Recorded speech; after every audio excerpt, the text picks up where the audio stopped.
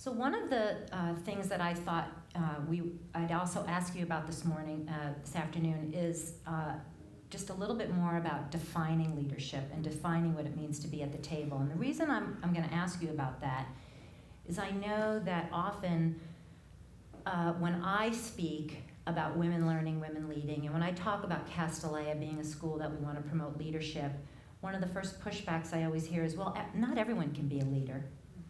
Why are we so focused on this? Why, and my first thought is, well, raise your hand if you sent your daughter to Castellea to be a follower. It's not.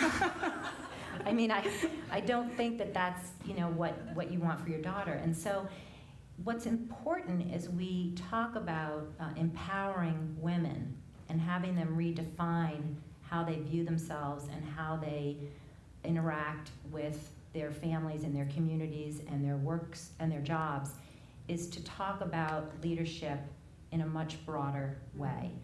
And so to recognize that when a 6th or 7th grader says to her friends, no, I'm not going to do that, that's an act of leadership.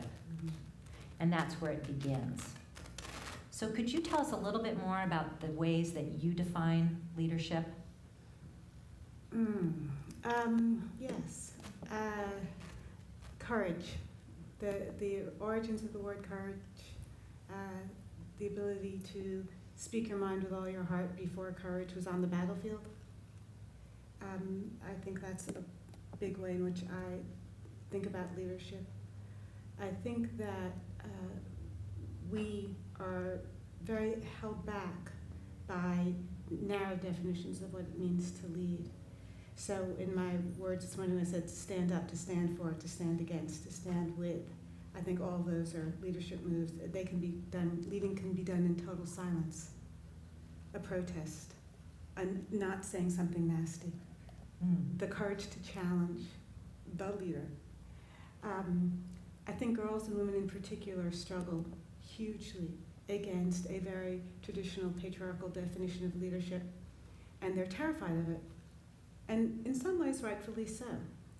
It is lonely at the top if you believe in leadership as hoarding all the power and leading top down.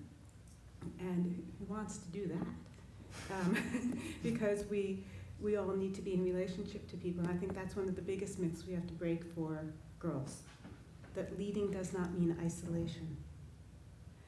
And then I think another scary thing or assumption about leadership is in order to lead, you have to know everything. And you don't. But girls think in this perfectionistic way that if I'm a leader, I automatically have to be the best. I have to have acquired all the knowledge, etc. No, I think that's another very limiting and self-limiting way of thinking about leadership. I think leadership has a lot to do with the ability to act on what you have worked your hardest to understand the best. I think we all have the responsibility in life and in leadership positions to be the best we can be, and then it's the courage to speak from that place. So it's not necessarily identified with a title or a position. I think some of our artists, our choreographers, our musicians also are some of our most valued leaders, our writers. Western culture doesn't acknowledge this nearly as much. And I worry that the word leadership now it's a big word. You know what I mean? A lot of schools say, oh, we're educating our kids to lead, or leadership. There are many leadership opportunities at our school, but there's nothing in the pedagogy or the actual experience of the kids that actually give them any skills. That's why I love the school. Like, you're really thinking about what are the skills that kids need? What are the places, the ACE, etc. What can we do? How can, I was talking with the gentleman who is teaching statistics, and he was telling me how he's redesigned that class. Amazing. Listening to the girls, listening to think about how to own their educational process, how to own their learning, how to stick through with one thing. That, to me, is a form of educating for leadership. I could go on and on. No, that's really What's helpful. your thinking, Nancy? Well, I always think also about the flip side of it, which is we want to redefine leadership. We want to have a notion that leadership is something that's accessible to every young woman.